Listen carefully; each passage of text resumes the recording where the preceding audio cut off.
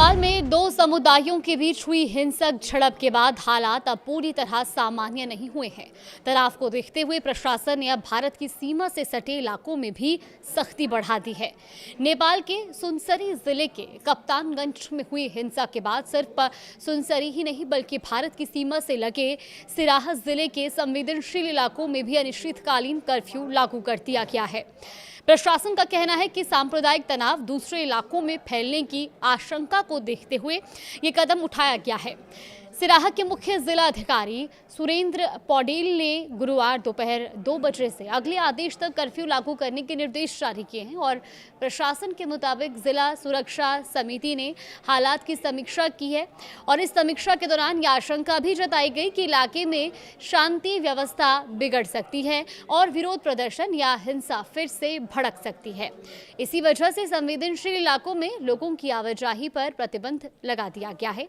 Curfew का दायरा गोलबाजार नगरपालिका 3 के कसाहा खोला से लेकर चौहरवा चौक तक और फिर सैनिक चौक से रामप्रसाद तमांग जनता मल्टीपल कैंपस के आसपास के इलाकों तक रखा गया है।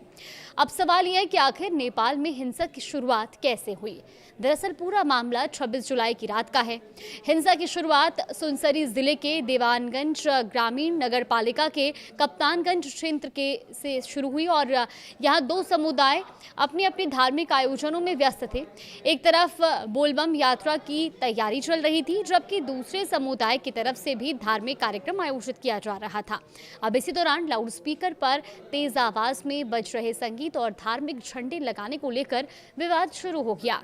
शुरुआत में दोनों पक्षों के बीच कहासुनी हुई, लेकिन देखते ही देखते विवाद हिंसक झड़प में बदल गया। दोनों पक्षों के बीच पथराव और मारपीट शुरू हो गई। इसके बाद कई जगहों पर तोड़फोड़ और आगजनी की घटनाएं भी सामने आई। स्थिति जब नियंत्रण से बाहर होने लगी तो सुरक्षा बलों ने भीड़ को रोकने के लिए पहले चेतावनी दी, लेकिन जब भीड़ नहीं मानी तो सुरक्षा बलों को गोली चलानी पड़ी। इस दौरान 24 साल के एक युवक की मौत हो गई तो वहीं कई लोग और कुछ सुरक्षाकर्मी भी घायल हो गए हैं। हिंसा के बाद प्रशासन ने हालात को नियंत्रित करने के लिए कई इलाकों में कर्फ्यू और प्रतिबंध लागू किया है। प्रशासन ने साफ कर दिया है कि कर्फ्यू का उल्लंघन करने वालों के खिलाफ सख्त कानूनी कार्रवाई की जाएगी। पुलिस का यह भी कहना है कि स्थिति पहले की तुलना में बेहतर हुई है, लेकिन तनाव अभी पूरी तरह खत्म नहीं हुआ। इसी वजह से सुनसरी जिले की कई नगरपालिकाओं और ग्रामीण इलाकों में कर्फ्यू अभी जारी है।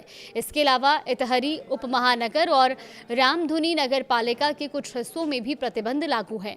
यानी प्रशासन की कोशिश है कि किसी भी तरह की नई हिंसा या तनाव को फैलने से पहले ही रोका जा सके। इसी बीच नेपाल की सुरक्षा व्यवस्था को लेकर एक अहम बैठक भी हुई है। नेपाल के प्रधानमंत्री की अध्यक्षता में राष्ट्रीय सुरक्षा परिषद यानी कि एनएससी की बैठक हुई, जिसमें सुनसरी की हिंसा और देश की समग्र सुरक्षा स्थिति की समीक्षा की गई। बैठक में सामाजिक सद्भाव और राष्ट्रीय एकता बनाए रखने पर जोर दिया गया। साथ ही सभी सुरक्षा एजेंसियों और संबंधित संस्थाओं के बीच बेहतर समन्वय की जरूरत पर भी जोर दिया गया ताकि हालात को नियंत्रण में रखा जा सके और किसी भी संभावित तनाव को समय रहते रोका जा सके। फिलहाल प्रशासन की सबसे बड़ी चुनौती यही है कि सुनसरी में शुरू हुआ यह तनाव दूसरे संवेदनशील इलाकों तक ना पहुंचे। इसी आशंका को देखते हुए भारत की सीमा से सटे सिराहा जिले में भी अनिश्चितकालीन कर्फ्यू लागू किया गया है। हालांकि पुलिस के मुताबिक स्थिति में पहले के मुकाबले सुधार हुआ है, लेकिन तनाव अभी पूरी तरह से खत्म नहीं हुआ।